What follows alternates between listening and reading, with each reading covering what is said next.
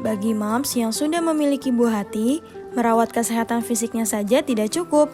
Sebab, orang tua juga perlu untuk menjaga kesehatan mentalnya agar mereka tidak mengalami kendala perkembangan mental di masa depan.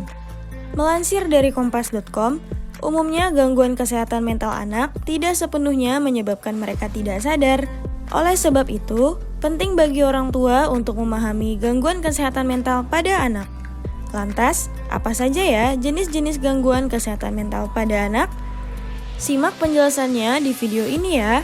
Jangan lupa like, komen, dan share videonya, subscribe YouTube Nakita Channel, dan juga nyalakan lonceng notifikasi supaya moms tidak ketinggalan informasi terbaru dari Nakita.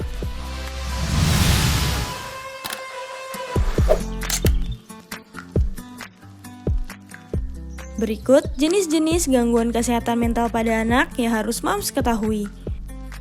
Gangguan kecemasan. Gangguan kecemasan merupakan perasaan cemas yang dirasakan oleh anak-anak. Biasanya, gangguan kecemasan dapat terjadi karena faktor genetik hingga trauma berat, sehingga anak pun menjadi takut ya moms. Salah satu contoh, jika si kecil mengalami gangguan kecemasan, si kecil akan mengkhawatirkan banyak hal yang sebenarnya tidak ada atau tidak terjadi. Autisme. Autisme adalah suatu kondisi ketika anak-anak kesulitan untuk bersosialisasi, bertingkah laku, dan bahkan berbicara. Biasanya, mereka cenderung sibuk dengan dunianya sendiri atau fokus pada hal yang disukai tanpa berinteraksi dengan orang lain di sekitarnya. Retardasi mental.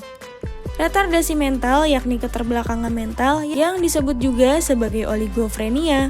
Kondisi ini terjadi karena gangguan perkembangan intelijensi dan disertai mental anak yang tidak sesuai dengan usia seharusnya.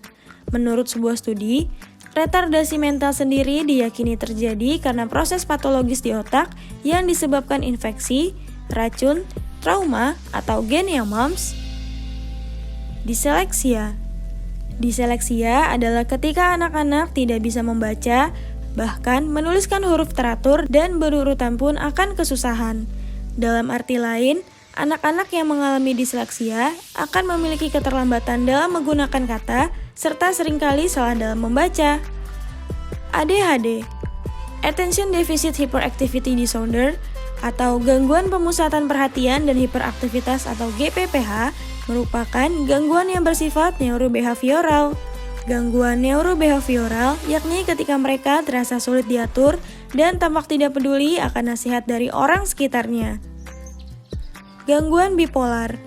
Gangguan bipolar merupakan kondisi perubahan suasana hati yang berlangsung secara drastis tanpa alasan yang kuat.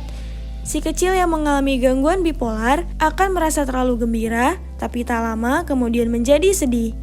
Bahkan jika sudah parah, akan terjadi fase manik atau depresi dan ada rasa ingin bunuh diri tanpa ada alasan pasti. Nah, itu dia moms, jenis-jenis gangguan kesehatan mental yang sering dialami oleh si kecil.